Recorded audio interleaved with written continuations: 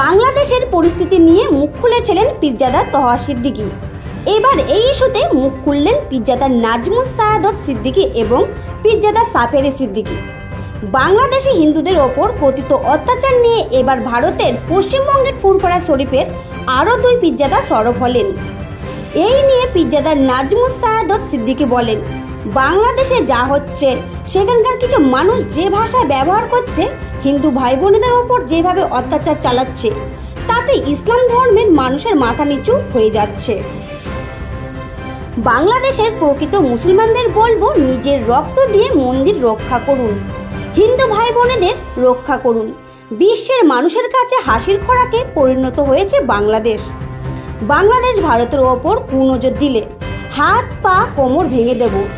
তিনি আরো বলেন, বাংলাদেশ একটা ডোবা মাত্র, ভারতের একটা রাজ্য হুঙ্কার দিলে বাংলাদেশকে খুঁজে পাওয়া যাবে না। বাংলাদেশ হচ্ছে ফাঁকা কলসি, ওরা শুধু আওয়াজ দিতেই জানে। অপরদিকে পীরজাদা সাফেরি সিদ্দিকী বলেন, ভারতীয়দের লাথি মেরে বের করলে আমরা আঙুল চুষব না। আপনারা আমাদের দেশে আক্রমণ করতে এলে বর্ডারে গিয়ে ঢাল হয়ে দাঁড়াবো। তবে তিনি সেদেশের ছাত্র আন্দোলনকে কুর্নিশ জানান।